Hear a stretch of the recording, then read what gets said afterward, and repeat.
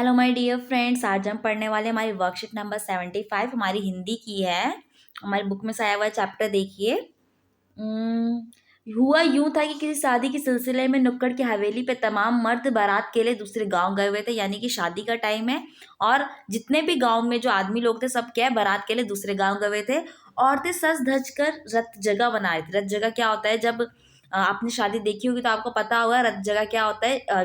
जितने भी आदमी लोग होते हैं वो बारात में आते हैं और जो औरतें बच जाती है वो रात को क्या करती है, खेलती मतलब नाच गाना करते हैं, ढोलक में खूब मजे करती है। ठीक है, तो नाच गाने और ढोलक की थाप में शोर पे नामी चोर कब सेंध लगाकर हवेली में घुस गया। क्या वह एक चोर था? वो सेंध लगा के यानी कि उसने कुछ करके क्या वो हवेली में घुस गया। किसी को भी खबर नहीं हुई। क्यों खबर नहीं हुई? क्योंकि सारे लोग क्या है, नाचने गाने में व्यस्त है। पर चोर था बदकिस्मत। वो बदकिस्मत क्यों था? जिस कमरे में घुसा उसमें मेरी माँ सोई हुई थी। यानी उसकी किस्मत इतनी खराब है कि मेरी माँ जिसमें सोई थी वो उसी में घुसा था। औरतों के शोर से बचने के लिए वे अपना कमरा छोड़कर दूसरे के कमरे में जाकर सो गई थी। चोर बेचारा तमाम जुगर राफिया दिमाग बितलाकर उतरा था। यानी चोर ने जितना दिमाग लगाना था लगा चुका था अब तक कि कैसे सेंध लगा के घुसे और क्या क्या करे। उसे क्या पता था कि इतनी बड़ी बूढ़ी पुरखिन जगह बदल देगी। यानी कि उसे क्या पता था कि जो इतनी बूढ़ी औरत उसे मिल जाएगी और फिर उसे परेशान करेगी। खैर, बुढ़ापे की नींद ठहरी। चोर ने दबे पांव से आहट से ही खुल गई। चोर ने जैसे ही धीरे धीरे करने की कोशिश की और क्या हुआ, अचानक से उसकी माता जी की नींद खुल गई। माँ ने पूछा, कौन है? उन्होंने इत्मीनान से पूछा, कौन है भाई? जी मैं। चोर ने युगे से चला आ रहा पारंपरिक असंगत जवाब दिया। उसने कहा कि ऐसे हम लोग के माता पिता होते पूछते कौन है तो कहते मम्मी मैं हूँ। तो वैसे चोर ने कहा कि मैं हूँ।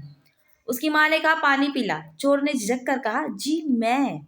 तब माँ जी के बिस्तर के बराबर टाट टटोल कर देख चुकी थी।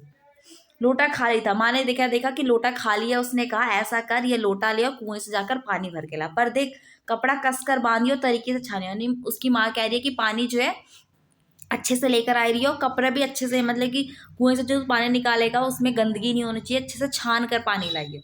चोर घबरा गया। अंधेरे में उसने कैसे जाना, यानी उसकी जो माँ है जो सो रही है उसने कैसे जाना कि उसके मुंह पे कपड़ा बंधा हुआ है और कमर में क्या है, उसकी कमर में उसने भांग बांध रखी है। भगवान ने उसका तार जुड़े होने की खबर तो उसे थी। उसे लगा कि कहीं ये बुढ़िया भगवान से तो नहीं पूछ रही कि ऐसा ऐसा क्या है। और पर बुढ़िया भांग भी छानती है, उसे यकीन नहीं हुआ। इसीलिए कुछ हैरान और परेशान हो गया। चोर ने समझा कि उसने ऐसा कहा और बुढ़िया ने क्या कहा कि कपड़ा कसकर बांधियो, तरीके से छानियो। उसने पानी के लिए कहा। चोर ने समझा कि उसने मेरे कपड़े को कहा कि कस के बांध दियो और क्या कहा कि छानियो, यानी कि भांग छान के लाइयो।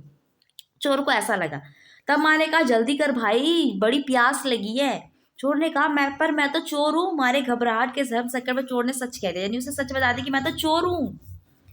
ठीक है, अब इसके क्वेश्चन आंसर देखते हैं। पहला क्वेश्चन कह रहा है किसी को भी चोर के सेंध लगाकर हवेली में घुसने की खबर क्यों नहीं थी। यानी कि चोर हवेली में घुसी, किसी को पता क्यों नहीं चला।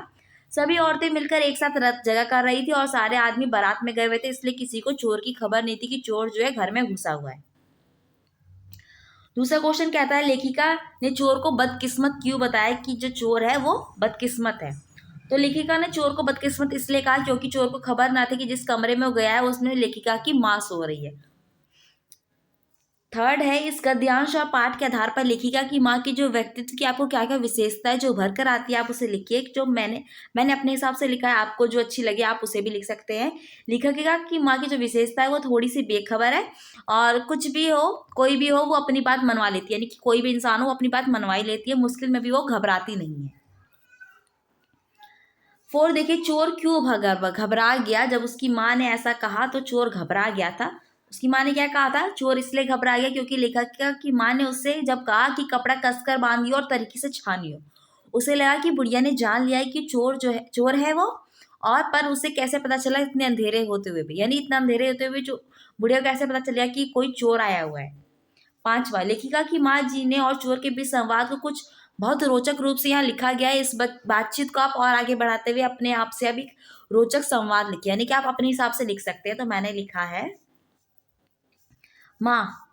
उसकी माँ कहती है भाई कोई नहीं, तू चोर ही सही पर पानी तो ला कर दे। चोर, पर मैं कैसे कर सकता हूँ माँ? क्यों तू इंसान नहीं है? पानी लोटे में नहीं भर सकता?